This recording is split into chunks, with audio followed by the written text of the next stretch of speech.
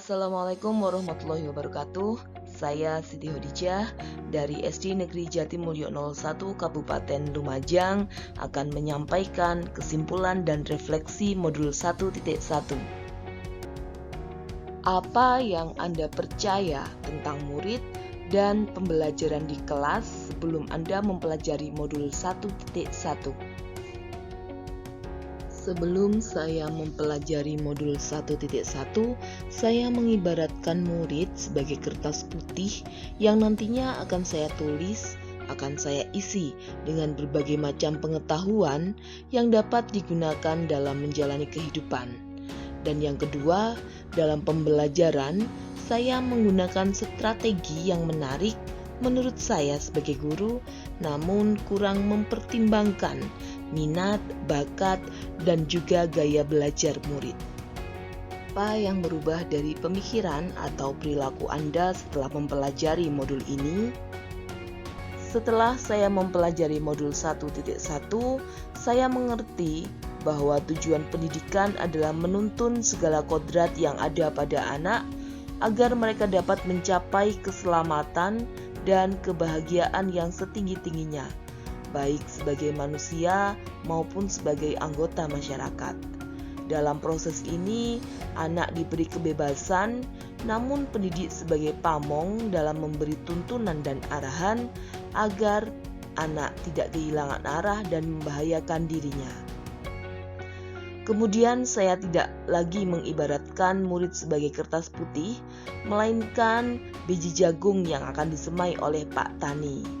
Dan Pak Tani adalah seorang guru yang akan menyemai biji jagung tersebut, sehingga tugas Pak Tani adalah memupuk, mengairi agar biji jagung yang ditanam dapat berkembang dengan baik. Kemudian dalam pembelajaran, saya sesuaikan dengan kodrat alam, di mana bentang alam antara satu wilayah dengan wilayah lainnya berbeda. Hal ini juga berkaitan dengan keadaan sosiokultural dan kearifan lingkungan sekitar. Kemudian sesuai pula dengan kodrat zaman, dalam artian pembelajaran yang saya berikan harus sesuai dengan perkembangan zaman saat ini, karena perkembangan zaman yang selalu berubah membuat pendidikan juga mengalami perubahan. Apa yang dapat segera Anda terapkan lebih baik agar kelas Anda mencerminkan pemikiran Ki Hajar Dewantara? Hal yang saya lakukan adalah 1. Melakukan asesmen diagnostik untuk mengetahui bakat, minat, dan gaya belajar murid, untuk nantinya memudahkan saya dalam memilih strategi pembelajaran. Yang kedua, memberikan pembelajaran yang berpusat pada murid. Dalam hal ini, proses pembelajaran nantinya sesuai dengan kebutuhan dan keinginan murid.